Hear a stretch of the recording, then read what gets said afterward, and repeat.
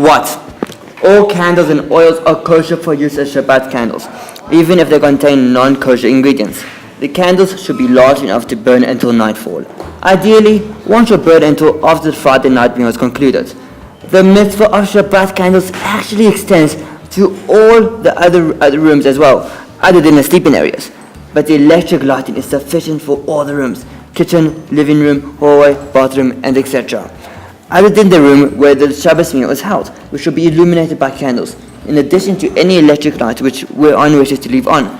An electric light should be used in the eating area in places where maintaining an open flame is not possible, such as a hospital. In such a situation, the candle lighting blessing should be recited before switching on the lights.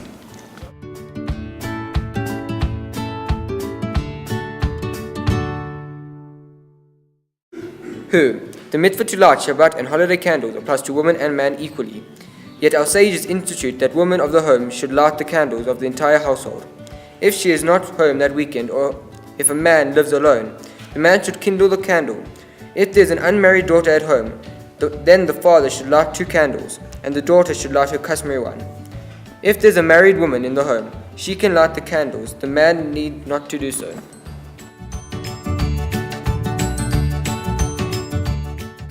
How many? Strictly speaking, 1 candle is enough to fulfill the mitzvah. The custom, however, is to light 2 candles corresponding to the instructions in the Torah regarding Shabbat. Remember the day of Shabbat to sanctify it. Observe the day of Shabbat to sanctify it. There are those who observe the custom of lighting an additional candle for every child to illuminate each child's mazal. Thus, a woman with 3 children would light 5 candles. Until marriage, the custom is that women and girls light 1 candle. Girls can start lighting already from the age of 3. Where? The candles should be set up in a place where the wind doesn't blow. Example, not near an open door or window. If the candlesticks are placed on the table, the challah bread or prayer book should be placed on the table before the candle lighting and should not be removed until nightfall. Otherwise, the table may not be moved for the duration of that Shabbat. Obviously, for safety reasons, the candlestick should be placed on a steady surface, not next to a wall, curtains, or the like. How? It is proper to place some money in a charity box before lighting the Shabbat candles. The woman lights the candles. If there is no woman, the man lights it. The match should be held to each candle until the flame has taken hold of the majority of the wick, which is protruding from the candle. After the candles are lit, the woman stretches her hands out towards the candles and moves them inwards in a circular motion, ushering in a special guest, the Shabbat queen, 3 times. After the 3rd time, the woman covers her eyes with her hands and recites the following blessing.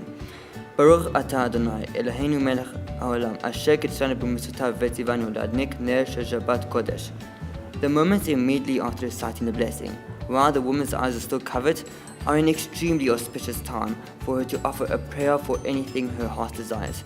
It is customary to use this special time to appeal to God for children who will glow with the radiance of the Torah, and that He will light up the world with the light of the redemption.